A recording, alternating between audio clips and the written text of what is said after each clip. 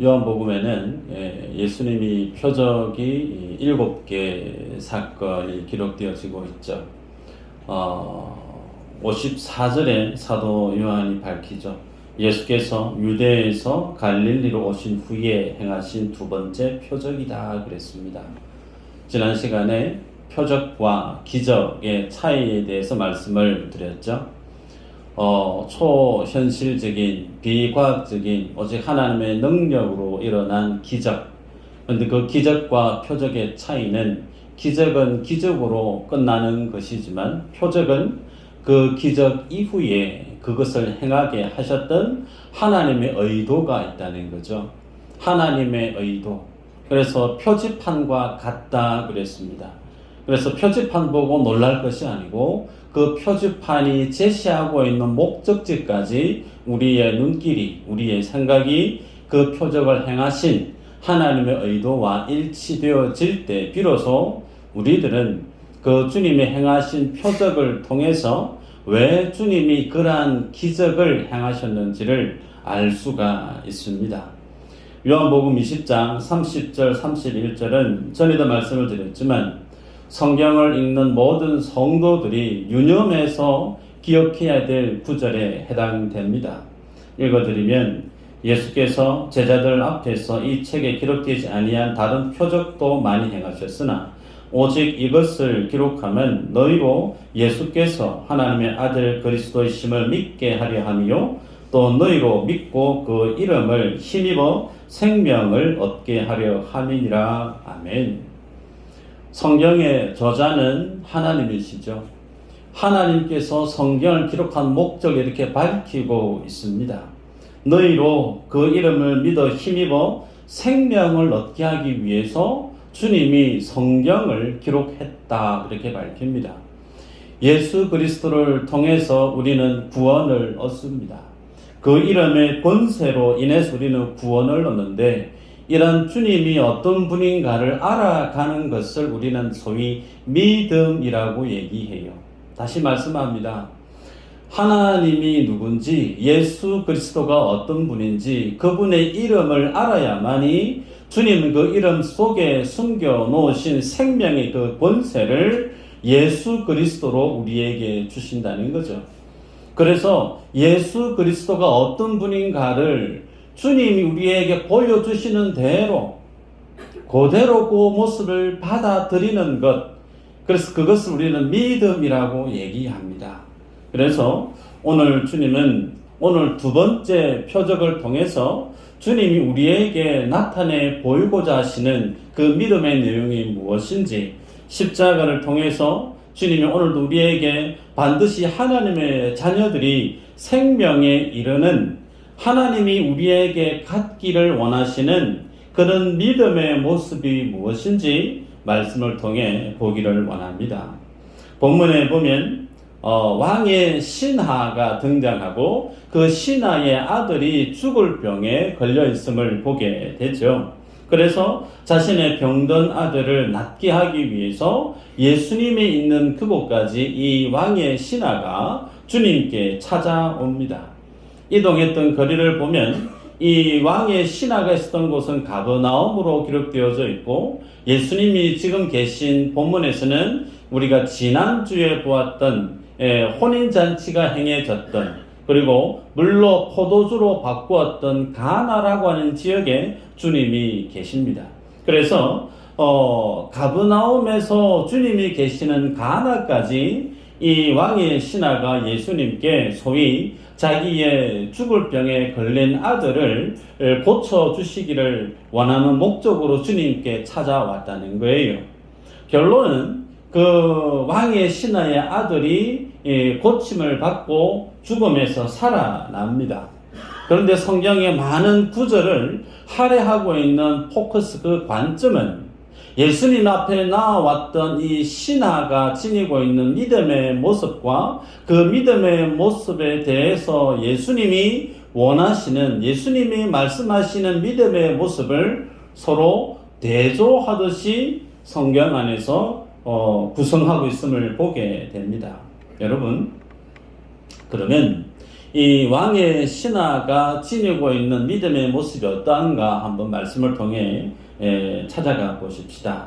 47절에 보면 예수님이 이 가나 지역에 다시 오셨는데 그 가나 지역에 예수님이 다시 오셨다는 그 소식을 이 왕의 신하가 들었다는 거예요. 그래서 이 내용을 통해 알 수 있는 것은 왕의 신하에 해당되어지는 이 사람은 예수님이 어디서 무엇을 하고 있는지 늘 예수님의 사역의 이동 동선에 대해서 관심을 갖고 주목하고 있었던 사람이다라는 거죠. 그래서 늘 그의 마음은 예수님의 사역에 관심이 집중되어 있었던 사람. 두 번째, 그 사람은 가버나움에서 예수님이 오늘 본문에 소개하는 가나에 있는 소식을 듣고 그 거리를 대략 한 40km 정도 계산을 합니다. 오늘날 같이 고속도로가 뻥 뚫려 있는 곳이 아니기 때문에 그 거리, 40km가 되는 그 거리를 땡볕 지은 폭염 같은 이 무더위 속에서 걸어서 40km를 예수님 있는 곳까지 왔다는 거예요. 왜 왔을까? 예수님께 자신의 아들을 살려주기 달라고 부탁하기 위해서. 그래서 그 이유는 좋기 이 사람은 예수님은 자신의 죽을 병에 걸린 그 아들을 살릴 수 있는 능력을 지니신 분으로 그는 알고 있었다는 거예요. 자, 그래서 이 사람이 예수님께 가면 그 아들이 나을 줄 알고 주님 앞에 나와왔는데 이 사람이 예수님 앞에 나와서 한 가지로 계속해서 요청하는 게 있어요. 내 아들이 죽을 병에 걸렸는데 내려가십시다. 유대인들에게 있어서 내려가십시다, 올라가십시다. 여러분의 복음서를 볼 때 그런 표현을 보게 될 텐데 올라가다, 내려가다의 그 기준은 예루살렘 성전이죠. 예루살렘 성전이 이 유대인들 속의 사고의 중심에 자리하고 있기 때문에 성전에서 가까운 곳은 위에요. 성전에서 멀리 떨어진 곳은 아래에 있다는 거예요. 그래서 가버나움은 가나보다 성전에서 더 멀리 떨어져 있다는 거예요. 그래서 내려와서 내 아들이 있는 곳에 내려와서 혹은 내 아들이 죽기 전에 빨리 내려가서 예수님이 아들을 고쳐주시기를 원한다라는 내용을 49절에도 재차 밝히는 걸 보게 됩니다. 그래서 정리하면 이 왕의 신하의 믿음은 예수님이 어떤 분인가에 대해서 소위 죽을 수 있는 영혼을 살릴 수 있는 능력을 지니신 분으로 알고 있어요. 그 주님 앞에 서 있는 그의 믿음의 자세는 상당히 진지하고 간절함을 가지고 있는 사람입니다. 자, 그런데 이 사람이 예수님께 대해서 지니고 있는 믿음에 있어서 본문에서 덜쳐내고 있는 한계성을 드러내고 있습니다. 이 사람에게 있어서 믿음이 뜨거움도 있고 간절함도 있고 예수님께 찾아가면 내 인생의 문제가 풀려질 줄 아는 능력의 주님인 것도 알고 있는데 이 사람의 믿음 속에 한 가지 이 미흡한 한계점, 그것이 뭐냐라고 얘기하면 이 사람은 예수님이 반드시 자신의 아들이 있는 그곳까지 같이 가야 된다는 거예요. 주님이 가나에서 자기와 함께 아들이 있는 곳까지 같이 가서 예수님이 어떤 종교 행위, 소위 안수 기도를 한다든지 혹은 거기에서 예배를 드린다든지 혹은 아픈 몸을 어루만져 주신다든지 이런 어떤 신앙의 종교 행위를 통해서 자신의 아들이 고침을 받을 줄 알았다는 거예요. 그래서 시종일관 예수님 저와 같이 한번 내려가십시다. 내 아들 죽기 전에 내려가서 내 아들을 고쳐주세요 라고 부탁하고 있는 이 사람의 믿음의 모습을 보게 되죠. 자, 자기가 아픈 게 아니고 자식이 아파요. 여러분들이 부모로서 살아보신 분들은 자녀가 아플 때, 자녀의 인생 속에 뭔가 자녀가 아파서 괴로워할 때 그 모습을 지켜봐야 되는 부모의 심정을 그 같은 일을 경험해 보신 부모님들은 그것이 어떤 건지 잘 알 거예요. 좀 내가 아팠으면 내가 어떻게 도와줬으면 싶은데 그 자녀의 아픔에 아무것도 할 수 있는 게 없을 때 부모의 그 마음은 타 들어가는 듯 싶죠. 근데 주님이 그 아들이 죽어가는 그 상황 속에 그 폭염을 뚫고 40km가 넘는 그 길을 주님 앞에 나온 그 사람에 대해서 주님이 한마디라도 좀 칭찬을 해주시면 참 감사할 것 같은데, 성경을 보시면 알 수 있는 것처럼 예수님은 이 사람에 대해서 칭찬하는 말씀이 없어요. 어떻게 평가하시는가? 48절 한번 읽어볼까요? 48절 시작.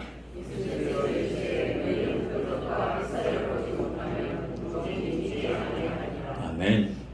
예수님 옆에 나온 이 사람의 믿음에 대해서 빗대어 얘기합니다.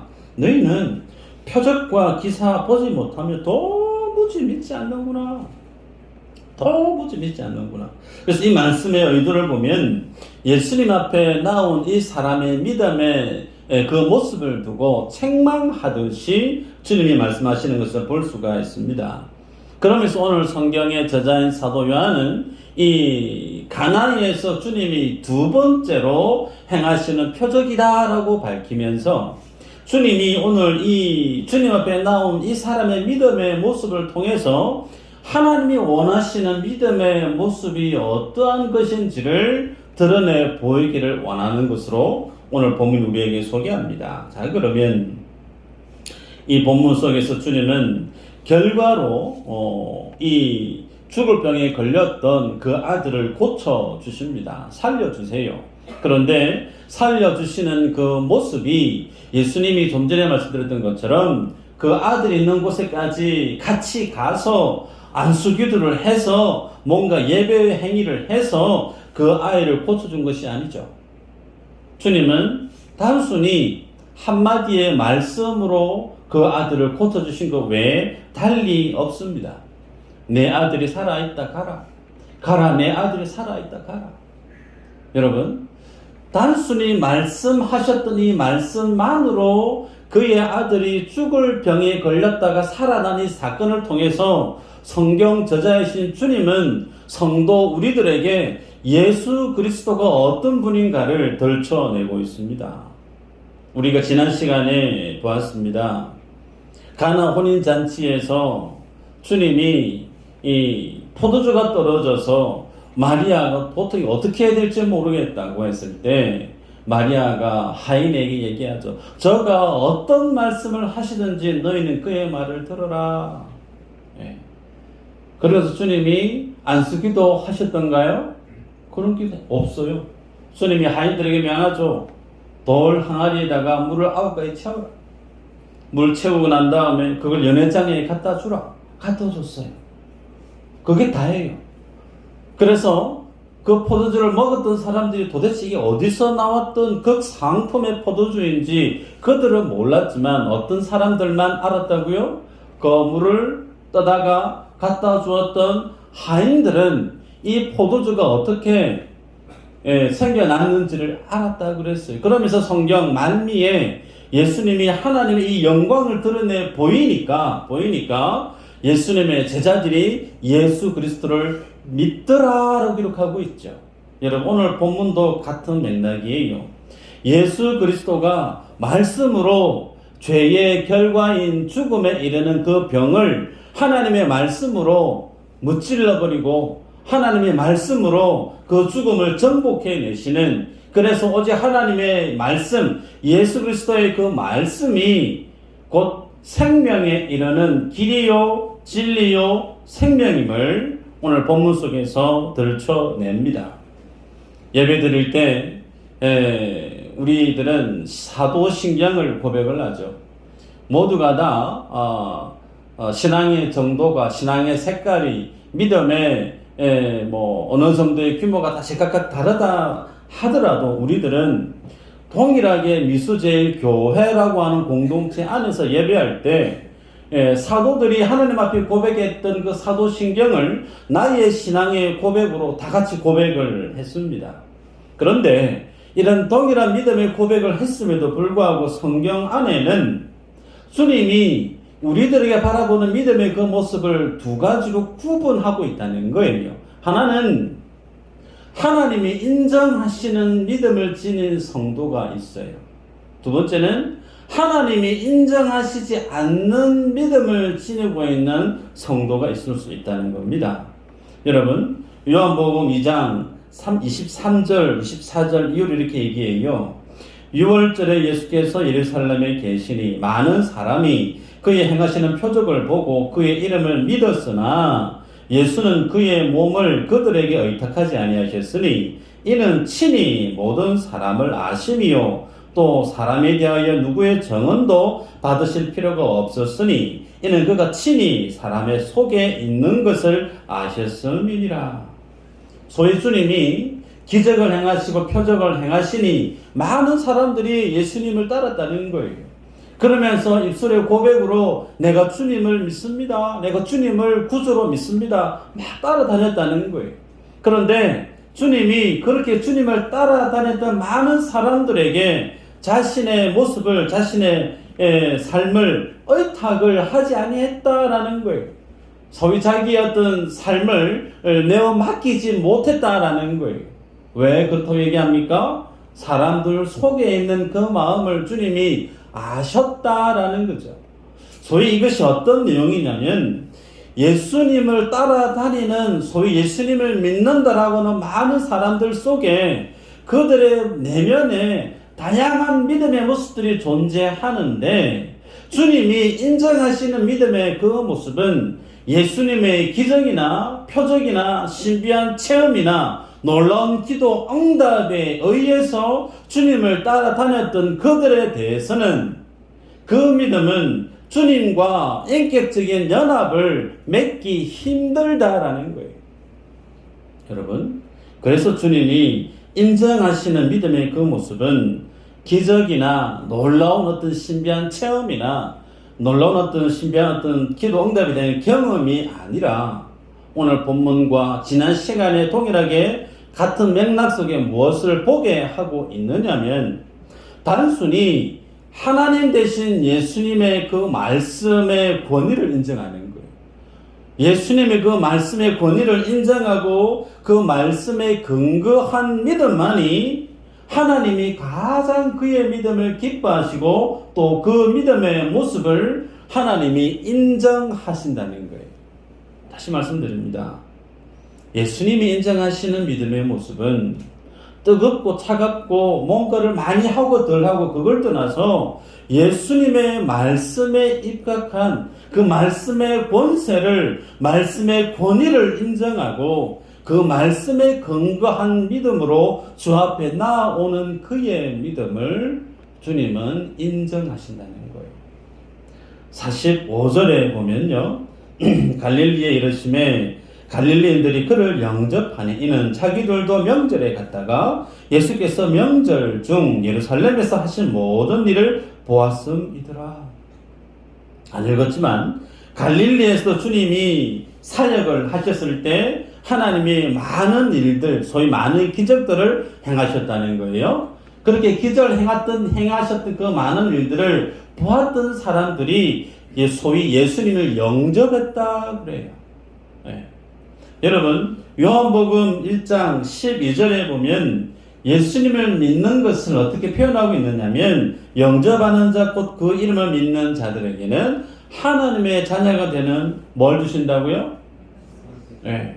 예수님을 믿는 것 이꼴 예수님을 영접하는 것이다 그렇게 표현하고 있는데 자, 예수님을 영접하는 것이 곧 예수님을 믿는 것인데 예수님을 믿는 이 믿음의 근거가 소위 갈릴리에서 주님이 행하셨던 많은 기적을 통해서 주님을 믿었다라고 하면 그 믿음에 대해서 주님이 인정하지 않는다라는 겁니다. 그래서 그들에게 자신의 몸을 의탁하지 아니했다라고 말씀을 하세요. 그래서 여기까지 보면 오늘 본문 우리에게 중요한 한 가지의 메시지를 전합니다. 많은 사람들이 예수님을 믿는다 얘기하고 나도 예수님을 영접했다 그렇게 얘기하고 나는 맨날 며칠 몇 시에 예수님을 영접해서 나는 그렇게 주님 앞에 구원받았습니다. 혹은 나는 예수님을 믿는 믿음의 소위 종교 행위, 내가 이러이러한 많은 일들을 하고 있습니다 라고 얘기할 수 있을 수 있으나, 주님은 인정하고 있는 그 믿음의 모습은 신비한 체험이나 혹은 표적이나 그것을 통해서 주를 믿는 거 주님은 인정하지 않는다라는 겁니다. 소위 짝퉁 믿음이라는 거예요. 짝퉁 믿음. 스스로에게 질문을 던져보세요. 나는 예수를 믿는, 내가 믿는 이 믿음은 진품 믿음인가? 아니면 짝퉁 믿음인가? 내 느낌, 내 생각에 있어야겠지만 성경이 기준이겠죠. 진품 믿음이 뭔가 말씀을 보십시다. 히브리서 11장 6절에 보면 믿음이 없이는 하나님을 기쁘시게 못한다 그랬어요. 그래서 하나님은 반드시 하나님께 나온 그 사람에게 뭘 찾으시는 분이시냐면 믿음을 찾으세요. 여러분, 믿음을 찾으십니다. 그 믿음 안에 우리의 신앙의 모든 모습들이 다 패키지로 묶여져 있기 때문에 주님은 우리가 주님 앞에 나올 때 네가 정말 나를 믿는 믿음이 있냐? 믿음을 찾으세요. 그 믿음은 어떤 믿음이냐? 히브리서 11장 1절에서 3절까지죠. 한번 읽어볼까요? 시작.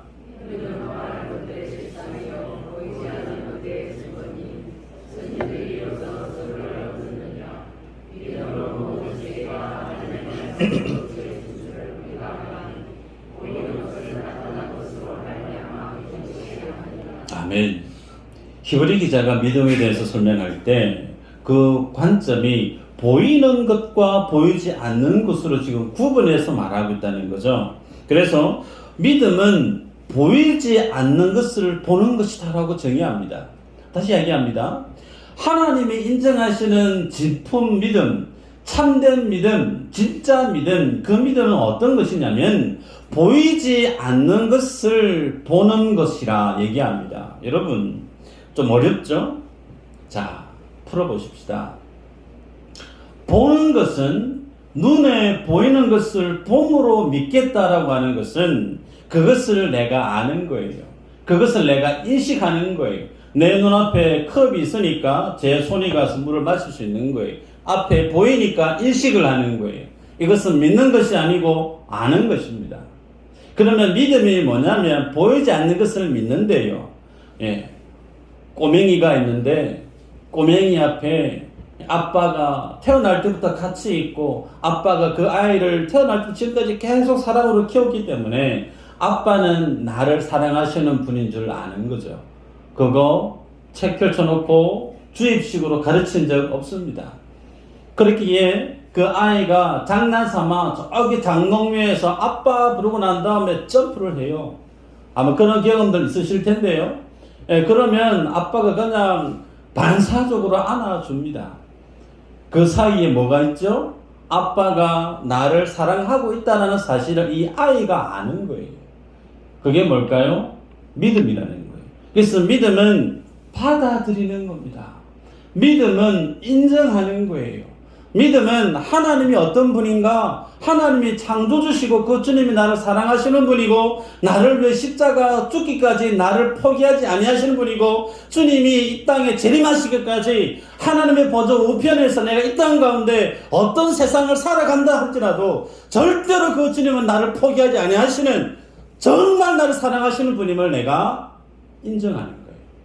우리는 그것을 눈에 보이지 않습니다. 손에 잡히지 아니에요. 그러나 말씀이 기록되어져 있잖아요. 우리는 그 사실을 받아들이는 거예요. 그래서 믿음은 보이지 않는 것을 보는 거라고 주님이 말씀합니다. 여러분, 우리들 입장에서 보면 정반대이면 참 수월할 것 같아요. 소위 주님 좀 보여주시면 내가 좀 잘 믿을 것 같아요. 아무리 믿고 싶어도 잘 믿어지지 않기 때문에 뭔가 신비한 체험이라도 어떤 환상이라도 혹은 인평동 봉평동인가요? 봉평동인가요? 바다가 있습니다. 수로가 있어요. 마치 출애굽 때처럼 구름 밑에 부겨지기 쫙 내려와가지고 바다를 쫙 갈려가지고 맨 땅을 걸어가보고 뭔가 기도하면 병이 뚝 떨어져 버리고 기도하고 예배했더니 사업이 대박이 나고 뭔가 가시적인 모습들이 바로바로 막 내 눈앞에 펼쳐지면 정말 내가 예수님 뜨겁게 믿을 것 같은데, 우리 주님은 그렇게 우리에게 믿음을 주시지 않는 분이란 말이에요. 그렇게 하시지 않고 주님은 말씀으로 하나님의 모든 세계가 창조되었음을 믿게 하시는 분이다 라고 히브리 기자가 우리에게 제시합니다. 여러분, 구원의 은혜는 모든 사람들에게 다 열려있는 은혜일까요? 아닙니다. 우리 하나님은 공평하신 분 아니세요. 하나님은 정말 차별하시는 분이세요. 구원하실 자를 주님이 창세 전부터 정해놓으셨다니까요. 그래서 하나님이 구원하실 자는 주님이 반드시 구원해 내시나, 주님 앞에서 관심 없는 인생들은 주님이 그 죄악 중에 내버려 두시는 거예요. 교회 나오지 아니해도 세상에서 성공할 수 있는 거 주님이 내버려 두시는 거예요. 그러나 하나님을 예배하는 하나님 앞에 구원받아야 될 인생이 하나님을 믿지 않고 세상 가운데 세상의 즐거움에 세상의 가치에 함몰되어 살아갈 때 주님이 그의 인생을 만지십니다. 마치 새벽에 말씀을 드렸지만 지나가는 개미를 손가락으로 짓누르면 개미가 꼼짝을 못해요. 더 힘껏 누르면 터져 죽겠죠. 마치 하나님은 자신의 백성을 주님이 구원하시기를 작정한 그 길로만 가게 하시기 위해서 주님은 간섭하세요. 주님은 그래서 그 구원을 어떻게 우리에게 완성해 가시느냐, 믿음이라고 하는 것을 우리에게 주십니다. 근데 그 믿음은 여러분 특별한 가시적인 어떤 일이 있음으로 인해서 구원을 우리에게 주신 분이 아니라고 그랬습니다. 여러분이 TV를 보시는지 모르겠지만 서장훈, 이수근 이 두 사람이 무엇이든 물어보살이라고 하는 프로를 진행을 합니다. 컨셉은 무당집 컨셉이에요. 얼굴도 그렇게 옷을 입고 있어요. 그러면 인생의 문제를 가지고 있는 사람들이 두 사람 앞에 나와서 자기 사연을 막 풀어놓습니다. 그러면 이 두 사람이 대체해 가야 될 어떤 선택지를 제시해 줍니다. 꽤나 오랜 시간 동안 이 프로가 방영되고 있어요. 그 여파인지 모르지만 유튜브에 혹은 TV에 보면 신을 모셔서 점을 치는 점쟁이들이 왕왕 TV에 등장합니다. 여러분 중에 신점을 보신 분도 있을지 모르겠지만 귀신이라는 존재가 있습니다. 사단이라는 존재가 있어요. 그 사단도 뭘 할 수 있느냐? 신비한 능력을 행할 수 있는 능력이 있습니다. 그래서 내가 어떤 세상을 살아왔는지 쪽집게처럼 압니다.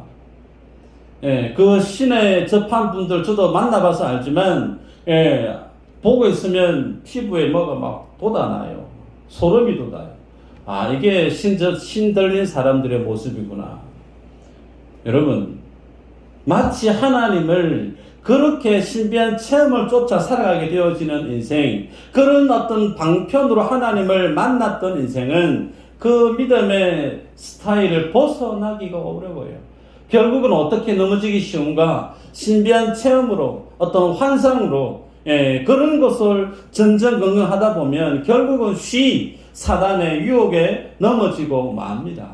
예수님이 공생의 사역을 하실 때 사단으로부터 3가지 시험을 받으셨죠. 그 중에 2가지가 세상의 모든 영광을 보여줍니다. 도를 보여줍니다. 보여주면서 그거 원하는 대로 만들어 보라 얘기하죠. 유혹을 합니다. 사단은 하나님의 사람들은 우리에게 보여줍니다. 보여주는 것을 통해서 우리의 마음을, 우리의 믿음을 흔들려고 해요. 마치 창세기에 나오는 선악과를 보여주면서 모범직, 보암직, 탐스럽게 한 그 선악과의 모습을 보여주면서 먹으라고 종용했죠. 하나님의 방식은 그거 아니에요. 하나님은 말씀을 주셨어요. 먹지 마. 먹으면 죽는다. 정령 죽는다. 주님 우리에게 자신을 계시하시는 모습은 말씀이라는 거예요.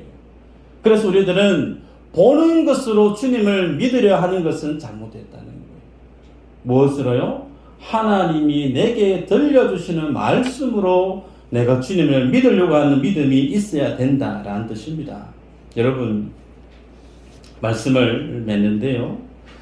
오늘 본문에 보면 이 하인이 바뀌지가 않습니다. 시종일관 내려가서 내 아들을 좀 고쳐주시면 좋겠습니다. 근데 주님이 표적과 기사가 아니면 도무지 안 믿는구나. 그러면서 주님이 책망하듯이 얘기를 한 다음에 가라 내 아들이 살아있다. 그 주님의 말씀 앞에 이 하인의 믿음의 자세는 마치 소나무 뿌리라도 뽑아야 될 작정으로 지성이면 간천이라는 그런 신앙의 자세로 계속해서 주님의 바짓가락을 붙들고 안 됩니다. 못 갑니다. 주님이 같이 가셔야 됩니다. 그렇게 신앙의 모습을 보였나요? 안 그래요. 그러지 않았습니다. 예수님의 말씀의 권위에 인정했어요. 성경에는 그가 주의 말씀을 믿음으로 갔다 그래요. 여러분들이 삶들 속에 인생의 문제가 있을 수 있습니다. 봉착해 있는 장애물 때문에 어떻게 이걸 풀어가야 될까? 내 생각은, 내 방식은, 이 문제에 대한 내가 생각하는 해결책은 내가 가지고 있는 생각들이 있어요. 근데 그것을 두고 열심히 기도할 수 있겠죠. 근데 기도했는데 내 생각대로 주님이 그 길을 열어주시지 않을 수 있습니다. 않을 수 있어요. 그러면 그때 우리 안에 어떤 생각이 드느냐면 하나님이 내 기도를 들어주시지 않는구나. 좀 더 발전하면 주님이 나를 사랑하시기나 할까? 주님이 지금 내 삶의 처지에 놓여있는 내 마음의 힘겨움을, 내 가정과 인생 속에 들여진 이 안타까움을 주님이 외면하고 있는 건가? 소위 하나님께 대해서 소원한 마음이, 삐지는 마음이 있을 수 있어요. 근데 제가 능력의 종인지는 모르지만 제가 여러분에게 장담할 수 있는 한 가지 있어요. 뭐냐면 여러분이 하나님 앞에 열심히 기도했는데 주님이 안 들어주세요. 그러면 반드시 기억하시길 바라는 것은 내가 구했던 것보다 주님은 더 좋은 것으로 이후에 우리에게 주시는 분임을 믿으시기를 바랍니다. 하나님은 신실하신 분이세요. 하나님은 자신의 아들을 죽음의 자리까지 우리를 내모으셔서 우리를 살려내시고 완성해 가시는 너무나 우리를 사랑하시는 분이세요. 그래서 그 주님이 내가 구한 대로, 내가 원하는 방식대로 주님이 일하시지 아니하셔도 하나님은 그것 이상의 좋은 것으로 우리에게 반드시 허락해 주시는 신실한 분이심을 믿으시기를 바랍니다. 여러분, 그래서 오늘 본문 속에 주님이 우리에게 얘기합니다. 믿음은 보는 것이 아니고 믿음으로 나아가면 주님을 보게 된다는 거예요. 세상 사람들은 보여줘봐, 그럼 내가 믿을게.